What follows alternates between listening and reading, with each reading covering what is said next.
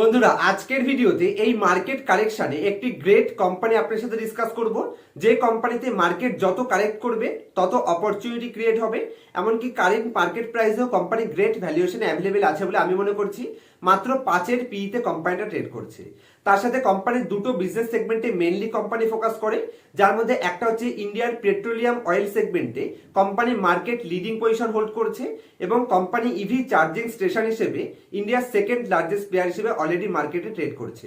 এবং ধরতে পারেন টাটা পাওয়ার কোম্পানির সাথে কোম্পানি কোল্যাপসে কাজ করছে ফিউচারে ইভি চার্জিং স্টেশনকে ডেভেলপ করার জন্য। কোম্পানি 2024-25 অর্থবর্ষের মধ্যে, অ্যাকচুয়ালি 2024 শেষের মধ্যে কোম্পানির 10,000 EV charging station plant ready করার কোম্পানির টার্গেট রয়েছে, যার মধ্যে অলরেডি অ্যাট প্রেজেন্ট আজকের দিনে যদি আপনি দেখেন কোম্পানির কাছে 6,000 প্লাস চার্জিং স্টেশন অলরেডি রয়েছে। এবং ইন্ডিয়ার EV sector electric vehicle segment Tata মোটরসের সিইও বলছে যে তারা 50% ইভি সেল করবে 2025 অর্থবর্ষের মধ্যে। তাদের যত গাড়ি বিক্রি হবে সব তারা ইভিতে চলে যাবে এবং মহিন্দ্রা থেকে শুরু করে প্রত্যেকটা গ্লোবালে আপনি দেখতে পাবেন সব জায়গাতেই ইভির উপর প্রেসার রয়েছে।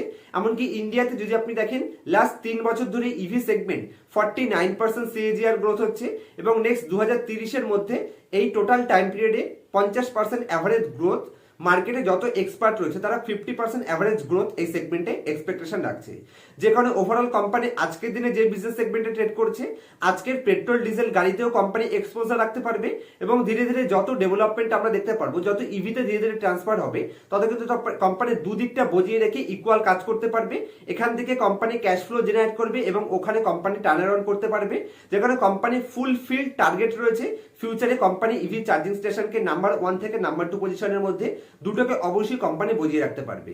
এবং কোম্পানির অতীতের ট্র্যাক রেকর্ড রয়েছে, কোম্পানির কাছে 950 প্লাস কোম্পানির কাছে পেটেন্ট রয়েছে, যে কারণে প্রত্যেকটা কম্পিটিটিভ অ্যাডভান্টেজ এই কোম্পানির মধ্যে আপনি পেয়ে যাবেন। যেই কোম্পানিটা আজকের ভিডিওতে ডিসকাস করছি, আমি অবশ্যই পরে কোম্পানির নাম সমেত ডিটেইল ফিনান্সিয়াল আপনার সাথে শেয়ার করব। তবে কোম্পানির বিজনেস মডেলের ডিটেইল যাওয়ার আগে যদি চ্যানেলে নতুন থাকেন অবশ্যই চ্যানেলটি সাবস্ক্রাইব করবেন এবং ভিডিওটি ভালো লাগলে আমাকে অ্যাপ্রিসিয়েট করতে চাইলে অবশ্যই ভিডিওটিকে লাইক করতে ভুলবেন না। তো আসুন সর্বপ্রথমে কোম্পানির বিজনেস মডেল আমি ডিসকাস করে দিই, যার মধ্যে কোম্পানির মেন টার্গেটের কথা আমি বললাম। 2024-25 অর্থবর্ষে company 10,000 EV charging station build করতে চাইছে, যার মধ্যে already 6,000 charging station company build করে ফেলেছে। কোম্পানি ভারতের অয়েল রিফাইনিং সেগমেন্টে এবং পেট্রোলিয়াম মার্কেটে company market leading position hold করে। যারা নাম আইডিয়া করতে পারছেন অবশ্যই আমাকে কমেন্টস করে জানার চেষ্টা করবেন। কোম্পানি যদি আজকের দিনে আমি ক্যাপাসিটির কথা বলি, তাহলে company total 80 million metric ton per annum capacity আজকের দিনে রয়েছে, যেটা ইন্ডিয়াতে ফার্স্ট মানে 1 নম্বর পজিশনে কোম্পানি রয়েছে। ভারতের যদি রিটেল আউটলেটের কথা বলি, কোম্পানি 42%, এছাড়া 51% এলপিজি ডিস্ট্রিবিউটরশিপ, তার সাথে কোম্পানি 48% আপনি ধরতে পারেন এভিয়েশন সেগমেন্টে কোম্পানি ফুয়েল কন্ট্রোল করে থাকে। মানে যত বিমান আমাদের ইন্ডিয়া থেকে উড়ছে প্রত্যেক বিমানে কোম্পানির 48% মার্কেট শেয়ার কোম্পানি রয়েছে ফুয়েল সেগমেন্টে, ডেলিভারি সেগমেন্টে। কোম্পানি প্রত্যেকটা দিক থেকেই ফার্স্ট ক্লাস পজিশনে রয়েছে। বর্তমানে কোম্পানি 34,500 পেট্রোল পাম্প কোম্পানির কাছে রয়েছে, এছাড়া 12,800 এলপিজি ডিস্ট্রিবিউটর কোম্পানির কাছে রয়েছে, 7,000 প্লাস কোম্পানির বাল্ক কাস্টমার রয়েছে, এছাড়া কোম্পানির 3,900 ডিলারশিপ কোম্পানির হাতে অলরেডি আজকের দিনে রয়েছে। কোম্পানির হিউজ পরিমাণে রিসার্চ অ্যান্ড ডেভেলপমেন্টের উপরও কাজ করছে, সেটা ইভি চার্জিং স্টেশন হিসেবে দেখেন অথবা ফিউয়েল সেগমেন্টে দেখেন, যেখানে কোম্পানি আর&ডির উপর লাস্ট ইয়ার 576 কোটি খরচ করেছে। এটা কোম্পানির টোটাল আর&ডির উপর খরচ রয়েছে রিসার্চ অ্যান্ড ডেভেলপমেন্টের উপরে। এছাড়া কোম্পানির কাছে আজকের দিনে 930টা কোম্পানির কাছে অ্যাক্টিভ পেটেন্ট রয়েছে, যেগুলো আজকের দিনে অ্যাক্টিভ রয়েছে। তো যে কোম্পানির কাছে 930টা পেটেন্ট রয়েছে, তো বিজনেস কতটা সিকিউর নিশ্চয়ই আপনারা বুঝতে পারছেন। চলুন এবার কোম্পানির আর কিছু ইম্পর্টেন্ট পয়েন্টসে যদি আমি আপনাদের নিয়ে যাই, তো আমি আপনার সাথে স্ক্রিন শেয়ার করবো, নিশ্চয়ই আপনারা স্ক্রিনটা দেখতে পাচ্ছেন এখন। তো এখানে যদি কিছু ইম্পর্টেন্ট ইন্ডিকেটর সবার আগে আপনাদের দিই, কোম্পানি শুধু এই দুটো সেগমেন্ট নয়, এছাড়া কোম্পানি ন্যাচারাল সেগমেন্টেও কিন্তু কাজ করছে, যেখানে কোম্পানি রিনিউয়েবল এনার্জিতে 338.7 মেগাওয়াট কোম্পানির এনার্জি ক্যাপাসিটি রয়েছে। তাছাড়া কোম্পানির 280.29 মেট্রিক টন কোম্পানির ওয়েস্ট পেপার রিসাইক্লিং সেগমেন্ট থেকেও বিলং করছে। এছাড়া কোম্পানি আপনি ধরতে পারেন এখানে reuse water treatment business segment থেকে কোম্পানি বিলং করছে, যেখানে 89% রেভিনিউ কোম্পানি জেনারেট করছে। এছাড়া কোম্পানি 20 মিলিয়ন এখানে ধরতে পারেন প্যাট বোটলস কোম্পানি রিসাইকেল করছে। তো কোম্পানি শুধু অয়েল অ্যান্ড গ্যাস সেগমেন্টেই নয়, তাছাড়া কোম্পানি এখানে ন্যাচারাল সেগমেন্টেও কিন্তু পাওয়ার সেগমেন্ট থেকেও কোম্পানি বিজনেসকে গ্রোথ করছে। নেক্সট পয়েন্টে যদি আমি যাই তাহলে এখানে আর কিছু ইম্পর্টেন্ট পয়েন্টস আপনারা দেখুন। আমি যদি কোম্পানির আর কিছু ইম্পর্টেন্ট পয়েন্টসের উপর যাই, যেখানে কোম্পানির এখানে রিফাইনারি বিজনেস সেগমেন্ট থেকে কোম্পানির অপারেটিং পাইপলাইনে কি কি অপারেশন অলরেডি রয়েছে পাইপলাইনে, সেই সমস্ত ডেটাগুলো নিশ্চয়ই আপনারা স্ক্রিনের উপর দেখতে পাচ্ছেন। একবার ভিডিওটি পজ করবেন এবং পুরো পয়েন্টসটা আপনারা পড়ে নেবেন, তাতে বুঝতে পারবেন কোম্পানির ফিউচারে অপরচুনিটি কি কি হতে পারে। তো কোম্পানির বিজনেস মডেলে আমি খুব বেশি ডিটেলে আর গেলাম না। ডাইভার্সিফাই বিজনেস পোর্টফোলিও ম্যানেজ করছে, ফিউচারে গ্রেট অপরচুনিটি রয়েছে এবং কোম্পানির প্রত্যেকটা অপরচুনিটিকে গ্র্যাব করতে সক্ষম কিনা, কোম্পানির অতীতের ট্র্যাক রেকর্ড কি আছে, কোম্পানি কিরকম ভ্যালুয়েশনে ট্রেড করছে, কোম্পানির ফিনান্সিয়াল স্টেটমেন্টের ডিটেইল অ্যানালাইসিস দেখানোর জন্য আমি আপনার সাথে স্ক্রিন শেয়ার করছি, আমি আপনাদের স্ক্রিনারের উপর নিয়ে যাচ্ছি। তো যে কোম্পানিটা নিয়ে আজকের ভিডিওতে অ্যানালাইসিস করছি, কোম্পানির নাম Indian oil corporation limited. IOCL কোম্পানিটা বাছাই করার পেছনে কি রিজন আছে? সবার প্রথমে কোম্পানির বিজনেস মডেল, যেখানে কোম্পানি ইভি চার্জিং স্টেশনের উপর ফোকাস করছে, টাটা পাওয়ারের সাথে কোলাপস করে কোম্পানি কাজ করছে এবং নিয়ার ফিউচারে ওভারঅল সেগমেন্টে বাম্পার লেভেল অপরচুনিটি রয়েছে। এবং আজকের দিনে কোম্পানির কাছে যত পেট্রোল পাম্প রয়েছে, যেখানে কোম্পানি কম ক্যাপিটাল এক্সপেন্ডিচার করেও কিন্তু বাম্পার লেভেল গ্রোথ অপরচুনিটি করতে পারবে এটা। এবং টাটা পাওয়ারের থেকেও কিন্তু কোম্পানির কাছে বেশি অপরচুনিটি রয়েছে, কারণ কোম্পানির কাছে অলরেডি অনেক বড় অ্যামাউন্টে বড় সংখ্যায় কিন্তু কোম্পানির কাছে অলরেডি পেট্রোল পাম্প রয়েছে, যেগুলোকে কোম্পানি ফিউচারে 50-50 পেট্রোল ডিজেল এবং তার সাথে আপনি ইথানলও করতে পারবেন এবং তার সাথে আপনি ইভি চার্জিং স্টেশনও করতে পারবেন। তো ওভার ডাইভার্সিফাই বিজনেস পোর্টফোলিও সেফটির সাথে কোম্পানি গ্রোথ করার অপরচুনিটি পাচ্ছে এবং পজিটিভ ক্যাশ ফ্লো, একদিক দিয়ে পজিটিভ ক্যাশ ফ্লো আনবে, আরেকদিক দিয়ে সেই ক্যাশ ফ্লো বিজনেসে ইনভলভ করবে, যে কারণে বাম্পার লেভেল অপরচুনিটি ফিউচারে আমি দেখতে পাচ্ছি, যে কারণে কোম্পানিটা বাছাই করেছি। আজকের যদি আমি কোম্পানিটাকে দেখি তাহলে কোম্পানি মাত্র 4.9 ধরতে পারেন, মাত্র 5-এর পি রেশিওতে কোম্পানি ট্রেড করছে, যেটা বাম্পার লেভেল, একদমই সস্তা পি রেশিও আপনি ধরতে পারেন। 4-5-এর পি রেশিও মানে খুবই সস্তা। এবং যদি আমি কোম্পানির আজকের দিনে রিটার্ন রেশিও দেখি, 8% রিটার্ন অন ক্যাপিটাল এমপ্লয়েড রয়েছে এবং 7% রিটার্ন অন ইকুইটি রয়েছে। তো এই সেগমেন্টে এমনিতেই রিটার্ন রেশিও অনেক কম থাকে, কারণ গভর্নমেন্ট কন্ট্রোল থাকে। আপনি দেখেছেন যেখানে রিলায়েন্স ইন্ডাস্ট্রিরও কিন্তু রিটার্ন অন ইকুইটি অনেক কম, কারণ এই সেগমেন্টে কিন্তু গভর্নমেন্টের কন্ট্রোল অনেক বেশি থাকে, যে কারণে এখানে প্রফিটের চান্স কম থাকে। কিন্তু একটা সাস্টেনেবল গ্রোথ এখান থেকে আপনি পাবেন, কারণ ইন্ডিয়া গ্রোথ করতে গেলে কিন্তু অয়েল রিফাইনারি সেগমেন্টও চলতে হবে এবং তার সাথে ইভি সেগমেন্টও কিন্তু গ্রোথ করতে হবে। দুটোই কোম্পানি অপরচুনিটি ফিউচারে আছে। আজকের দিনে যদি আমি কোম্পানির প্রাইস টু বুক রেশিও হিসেবে দেখি তাহলে মাত্র 118 টাকা কোম্পানি 118 টাকা বুক ভ্যালু রয়েছে, যার এগেন্স্টে 165 টাকা। এখনো 2 টাইমস প্রাইস টু বুকে কিন্তু কোম্পানি ট্রেড করছে না, যে কারণে খুবই সস্তা বলে আমি মনে করছি। কোম্পানির 1 বছরের হাইয়ের আশেপাশেই ট্রেড করছে, 197 এর এগেন্স্টে কোম্পানি 165। রিসেন্টলি কিছুটা কারেকশনের জন্য কোম্পানি এখানে ডাউনে পেয়েছি, এটা অপরচুনিটি বলে আমি মনে করছি। আজকের দিনেও কোম্পানি 1.5%-এর আশেপাশে ডাউনে ট্রেড করছে। যদি আমি কোম্পানির প্রমোটারের স্টেক দেখি, 51% government own company, PSU company.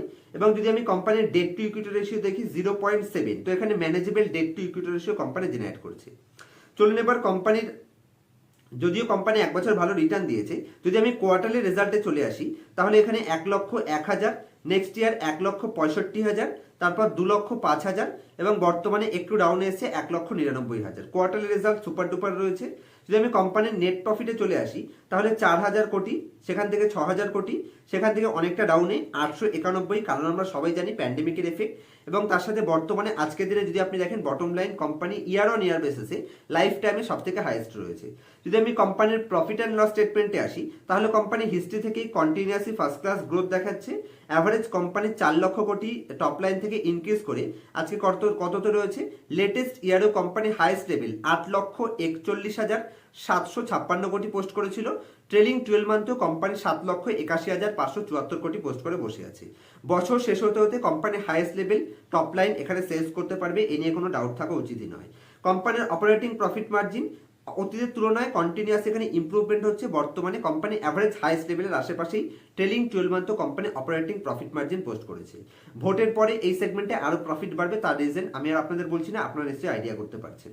যদি কোম্পানির নেট প্রফিটে চলে আসি তাহলে কোম্পানি লাইফ টাইমে সব থেকে highest level net profit post করে বসে আছে 48,514 কোটি টাকা। মাঝে মাঝে কোম্পানির এখানে নেট প্রফিট একটু আপ ডাউন হয়, তার কারণ আমরা জানি গভর্নমেন্ট ওন কোম্পানি এবং ওভারঅল সেগমেন্টে গভর্নমেন্টের কন্ট্রোল অনেক বেশি থাকে, যেখানে একটু আপ ডাউন এখানে দেখতে পাবেন। টোটাল ক্রুড অয়েলের উপরে ডিপেন্ড করছে এবং তার সাথে এই সেগমেন্টে গভর্নমেন্টেরও কিন্তু হাত থাকে, যে কারণে একটু আপ ডাউন আপনি দেখতে পাবেন। তবে ফিউচারে ইভি স্টেশনে যখন চলে যাবে ডেফিনেটলি কোম্পানি অপারেটিং প্রফিট মার্জিনও ইনক্রিজ করার অপরচুনিটি পেয়ে যাবে এবং তার সাথে কোম্পানি হাই গ্রোথ অপরচুনিটিও কোম্পানি পাচ্ছে, যেটা আপনি কোম্পানির এক্সপেন্ডিচার দেখলেও বুঝতে পারবেন এবং কোম্পানির ব্যালেন্স শিটে নিয়ে গেলেও বুঝতে পারবেন।